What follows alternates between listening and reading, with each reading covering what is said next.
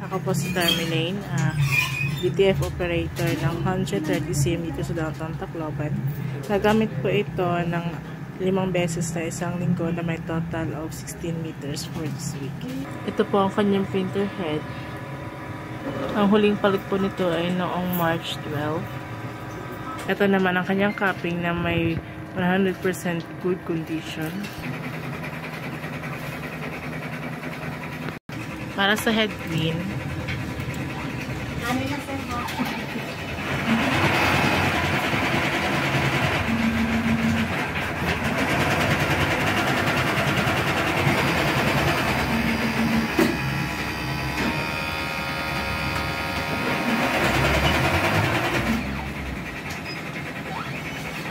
pinakmakakabulgat din si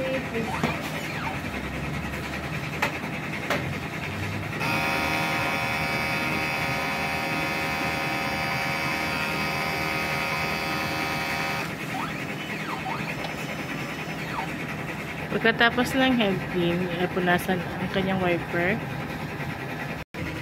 at mag-nozzle test.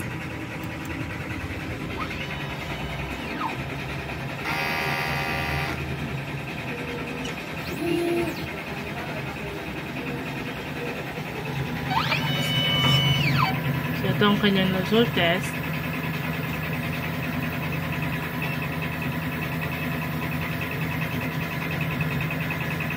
Ang oil system ay tama lamang sa kanyang level.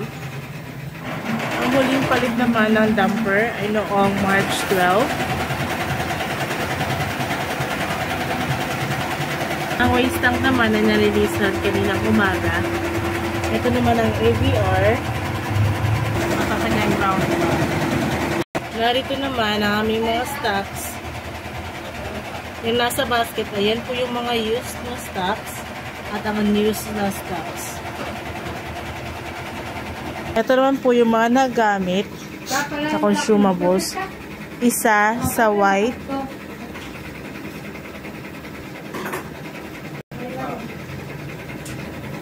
At isa sa blue. Ito naman ang kanyang daily output. At ang daily maintenance checklist.